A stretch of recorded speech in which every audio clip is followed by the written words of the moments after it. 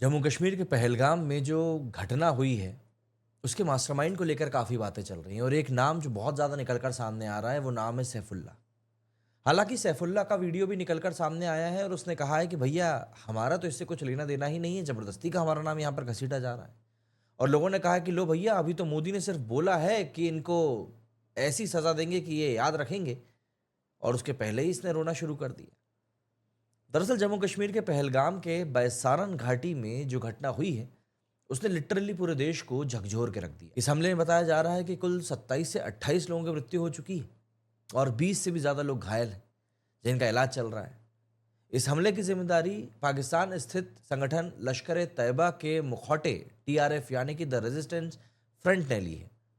Sources द्वारा पता चला है कि जम्मू और कश्मीर में लश्कर और टीआरएफ की जो घटना ये पूरी जो एक्टिविटीज़ चलती रहती हैं, उसके पीछे सैफुल्ला खालिद का दिमाग है। वो इन हमलों का मास्टरमाइंड भी बताया जा रहा है। लश्कर ए तैयबा डिप्टी चीफ सैफुल्ला खालिद को सैफुल्ला कसूरी के नाम से भी जाना जाता है। हिंदुस्तान के सबसे बड़े दुश्मन हाफिज सईद का ये बहुत करीबी बताया जाता है।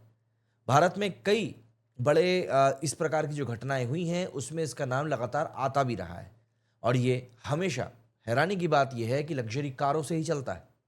इसकी सुरक्षा में हमेशा लश्कर के लोग अत्याधुनिक पंच के साथ में हमेशा लैस रहते हैं।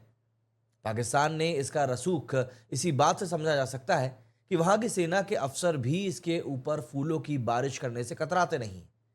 ये पाकिस्तानी सेना के जवानों को भड़काने का भी काम करता है। ताज़ा हमले से दो महीने पहले ही सैफुल्ला खालिद पाकिस्तान के पंजाब के कंगनपुर पहुंचा था, जहां पाकिस्तानी सेना की एक बड़ी बटालियन रहती। वहां पाक सेना के एक कर्नल जाहिद जरीन खटक ने इसे जिहादी भाषण देने के लिए बुलाया था। उसके वहां पहुंचने के बाद खुद कर्नल ने उसके ऊपर फूल बरसाए थे। इसके बाद इसने पाक सेना को भारत के खिलाफ जमकर भड़काया था। उसने यहां तक कहा था कि वे लोग भारतीय सैनिकों का जितना जितना ज्यादा सामना करेंगे, उनको जितना ज्यादा खत्म करेंगे, अल्लाह उन्हें उतना ज्यादा ही जवाब देगा, इससे चाहे जैसे अंजाम दिया जाए। ठीक इसी तरह पाकिस्तान के खैबर पख्तूनवा में आयोजित एक सभा में भी इसने भारत के खिलाफ जमकर जहर उगला था। उसने कहा था कि मैं वादा करता हूं कि आज 2 फरवरी 2025 है, 2 फरवरी 2026 तक कश्मीर पर हम कब्जा करने की पूरी कोशिश करेंगे। आने वाले दिनों में हमारे जो मुजाहिदीन हैं वो काफ़ी कुछ काम करने वाले हैं और हमें उम्मीद है कि ये काम बहुत जल्द हो जाएगा। इस सभा का आयोजन आईएसआई और पाकिस्तानी सेना ने मिलकर किया था। उसे सुनने के लिए बड़ी संख्या में वहां पर लोग भी शामिल हुए थे, जो कि ऑब्वियस सी बात है, आप समझ सकते हैं कौन सा काम करने वाले लोग थे। एक इंटेलिजेंस रिपोर्ट के मुताबिक पिछले साल सैकड़ों पाकिस्तानी लड़कों ने एबटाबाद के जंगलों में आयोजित एक कैंप में भी हिस्सा लिया था। इसे लश्कर तैयबा के पॉलिटिकल विंग पीएमएमएल और एसएमएल ने ऑर्गेनाइज किया था, जिसमें सैफुल्ला कसूरी भी मौजूद था।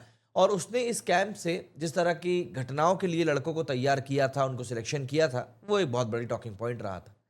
जनबाद में टारगेट को लेकर जो काम चल रहा है ना आज की तारीख में, उनके लिए भी ट्रेनिंग दी गई थी। यहाँ भी सैफुल्ला ने भारत के खिलाफ भड़काऊ भाषण देकर वहां के मौजूद लड़कों को उकसाया था। इन लड़कों को जो ट्रेनिंग देने के बाद पाकिस्तानी सेना की मदद से सीमा पार घुसपैठ कराने की बात भी सामने आई थी।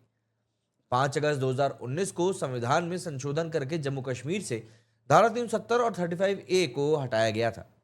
इसके बाद पाकिस्तान में जो संगठन है लश्कर ए तैयबा और जैश ए मोहम्मद को कवर करने के लिए आईएसआई ने टीआरएफ यानी कि द रेजिस्टेंस फ्रंट का गठन किया था। पाकिस्तानी सेना इस संगठन की मदद करती है। लश्कर की फंडिंग चैनलों का ये इस्तेमाल भी इसके लिए होता है। गृह मंत्रालय ने भी राज्यसभा में बताया कि रेजिस्टेंस फ्रंट मतलब कि टीआरएफ एक ऐसा संगठन है जो कि लश्कर ए तैयबा का एक मुखौटा वाला संगठन है। साल 2019 में टीआरएफ अस्तित्व में आया था। उसके बाद से वो जम्मू कश्मीर में लगातार अपने काम को अंजाम दे रहा है। टीआरएफ का एक स्क्वाड भी है और जिसका कि नाम फॉल्कन स्क्वाड भी कहा जाता है और आने वाले दिनों में कश्मीर में ये बड़ी चुनौती पेश भी कर सकता है। इस मॉड्यूल को जिस तरीके से काम में लाया गया है, जंगली ऊंचे इलाकों में छिपने के लिए इसके लड़कों को ट्रेन भी किया जाता है। एंड पिछले कुछ समय में जो घटनाएं कश्मीर में हुई हैं, जिनमें कि बाहरी लोगों को निशाना बनाया गया है, ये इसी ग्रुप का काम था।